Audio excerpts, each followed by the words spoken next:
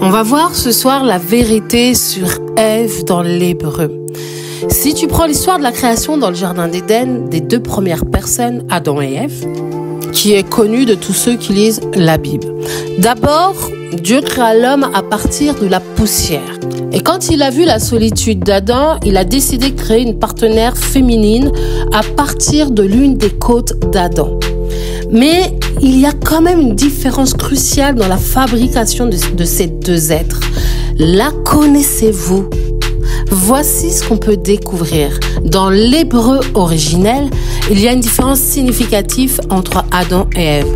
Pour la création d'Adam, le verbe Yetzar est utilisé. Cela signifie « il a façonné ». Et c'est le même verbe utilisé pour parler d'un potier qui façonne des pots en argile. Le verbe Yetzar est le mot par défaut pour la création divine, apparaissant de nombreuses fois dans la Genèse. J'aimerais te dire et te rappeler que la femme en elle-même est un chef-d'œuvre de la création. Dans le cas de la création d'Ève, le verbe banash, qui signifie « il l'a construit », est utilisé. C'est le seul endroit dans la Bible où construire signifie créer. Pourquoi ? Parce que le verbe banash est lié au mot benach, qui signifie intelligence. Cela suggère qu'Ève est loin d'être inférieure à Adam. Au contraire, dès le début, la femme a été dotée d'un sens supérieur de la connaissance. C'est quoi cette connexion avec le Messie du coup ? Écrivant sur le futur Messie, le prophète Isaïe dit qu'un rameau sortira de l'arbre de Jessé. En Ésaïe 11:2, l'esprit de l'Éternel reposera sur lui, esprit de sagesse et d'intelligence, Benach.